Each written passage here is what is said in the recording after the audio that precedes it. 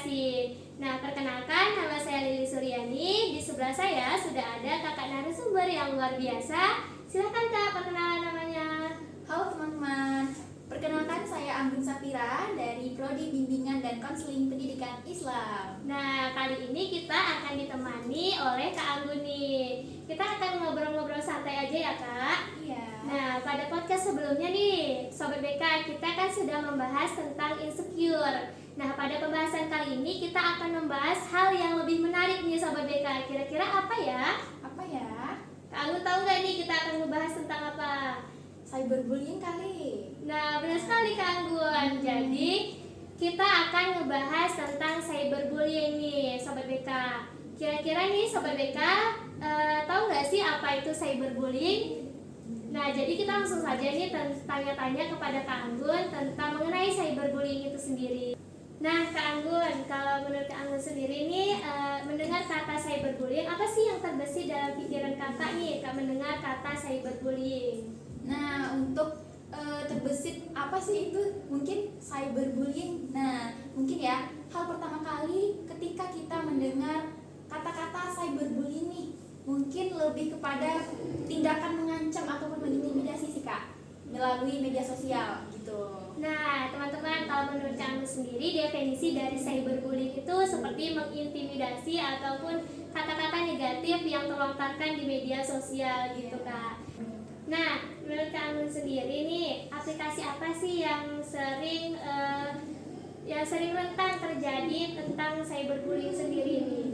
Nah, kalau misalnya kita ini ya bahas tentang aplikasi apa saja sih mungkin yang rentan terkena dari tindakan cyberbullying. Nah, sebenarnya teman-teman sekalian ya Kak, untuk tindakan cyberbullying itu sendiri mungkin bisa terjadi di platform media sosial manapun, misalnya seperti Instagram, Twitter, ataupun melalui chat WhatsApp atau Facebook juga bisa dan sejenisnya lah gitu. Nah, iya berarti rentan terjadi di banyak aplikasi media sosial ya Kak. Nah, kalau menurut kakak sendiri nih, salah satu aplikasi apa nih Kak yang kakak pernah mengalami cyberbullying atau melihat banyak orang melakukan cyberbullying itu? Aplikasi mungkin yang sering ya, mungkin lebih kepada Twitter sih kalau dari saya pribadi gitu. Nah, dari Twitter itu mungkin lebih kepada intimidasinya itu lebih dominan. Gitu ya Kak. Nah, kalau kakak pernah nggak melihat di Twitter tuh orang melakukan cyberbullying itu menurut kakak tuh seperti apa gitu? Nah, kebetulan nih teman-teman sekalian, nah saya punya pengalaman pribadi dari Twitter sendiri. Nah, dari situ kan saya pernah tuh Kak posting foto. Nah, terus tiba-tiba ada nih salah satu teman saya yang mengomentari dari foto tersebut. Nah, Kak, mungkin lebih kurang kata-katanya seperti ini nih. Anggun, sekarang gendutan ya, gitu. Waduh.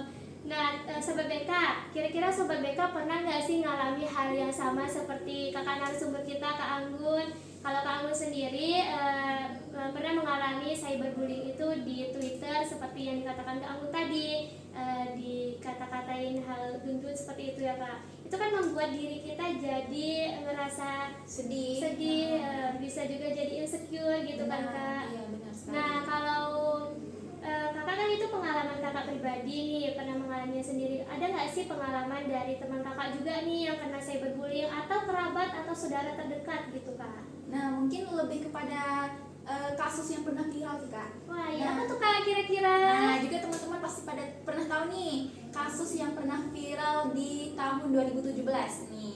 Salah satu remaja nih Kak dari Kanada, nah yang bernama Amanda. Nah, Amanda ini adalah seorang remaja SMP yang mengakhiri hidupnya sendiri nih gara-gara terkena tindakan dari cyberbullying ini. Nah, jadi si Amanda tadi ini diancam oleh seorang pria, di mana mungkin digadang-gadang pria ini adalah pacarnya Kak, untuk menyebarkan foto kemesraan mereka. Nah, Sobat BK, dari yang diceritakan Kak Anggun tadi mengenai pengalaman Kak Anggun dan Kak Anggun dengar nih, mungkin Sobat BK juga pernah mendengar kasus tersebut nih. Nah, ternyata Kak, efek dari cyberbullying ini sangat luar biasa ya Kak. sangat mengganggu dan menjadikan hal yang negatif pada diri kita gitu. Sampai yang diceritakan Kak Anggun tadi, Sobat BK, seperti yang disampaikan Kak Anggun, orang tersebut sampai mau mengakhiri hidupnya karena mengalami cyberbullying itu sendiri. Nah, selanjutnya kan itu tadi pengalaman dari Kak Anggun, juga dari orang lain nih tentang cyberbullying. Selanjutnya gimana sih Kak menurut Kakak perasaan orang yang mengenai cyberbullying itu sendiri Kak? Misalnya perasaan Kakak sendiri dulu nih. Nah, oke.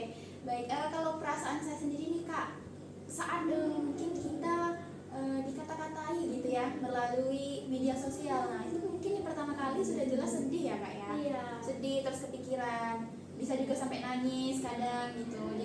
Jadi ngerasa nggak pede lagi gitu. Nah itu kalau perasaan dari Kak Anggun sendiri ya. Kakak pernah nggak sih ngerasa sampai depresi Kak kalau saat Kakak mengalami cyberbullying itu sendiri? Kalau untuk sampai depresi sih belum pernah ya Kak, karena gini aja, mungkin kata-kata orang tersebut mungkin kita jadikan untuk diri kita lebih baik lagi gitu. Nah jadi motivasi gitu Iya, ya Kak, kata-kata negatifnya. Nah betul Sobat BK yang dikatakan oleh Kak Anggun tadi, perasaan Kak Anggun itu mengalami cyberbullying itu ngerasa sedih dan juga kecewa pasti kan Kak. Terus kita juga bakal ngerasa nggak pede lagi untuk upload di media sosial. Nah kalau menurut Kakak nih, kalau orang lain yang terkena cyberbullying nih, gimana sih Kak cara mengatasi hal tersebut supaya sama seperti Kakak tadi? Kalau Kakak sendiri kan menjadikan itu sebuah kata motivasi. Mungkin Kakak ada pesan-pesan nih untuk Sobat BK supaya mereka bisa menjadikan itu sebagai hal yang positif gitu. Nah ya buat teman-teman sekalian nih, misalnya untuk menjaga ya Kak, agar mengantisipasi lah gitu ya, untuk menjaga tindakan dari cyberbullying ini sendiri, mungkin teman-teman bisa nih menjaga informasi pribadinya dengan tidak membagikan postingan-postingan yang mungkin sensitif nih Kak di media sosialnya. Nah, kemudian teman-teman juga bisa dong mengatur dari privasi akun kita. Nah, lalu teman-teman nggak perlu nih buat membalas dari tindakan tersebut gitu, cukup blokir saja, laporkan gitu. Nah, nggak usah diambil pusing. Iya benar sekali ya Sobat BK yang dikatakan oleh Kak Anggun. Jadi kita ambil kata positifnya aja nih, ambil hikmahnya saja dari tindakan cyberbullying yang dilakukan orang lain kepada kita. Nah kita juga harus waspada nih Sobat BK. Seperti yang dikatakan Kak Anggun tadi, Kak Anggun sudah memberikan tips nih kepada kita supaya privasi kita ini terjaga dan terhindar dari cyberbullying ini sendiri. Nah, Sobat BK, kira-kira Sobat BK pernah nggak sih ngalamin hal yang sama seperti Kak Anggun tadi? Kalau sudah pernah mengalami hal tersebut nih Sobat BK, alangkah lebih baiknya mulai dari sekarang kita harus bisa apa Kak? Harus bisa menjadikan itu motivasi. Nah iya benar sekali, menjadikan itu motivasi saja Sobat BK.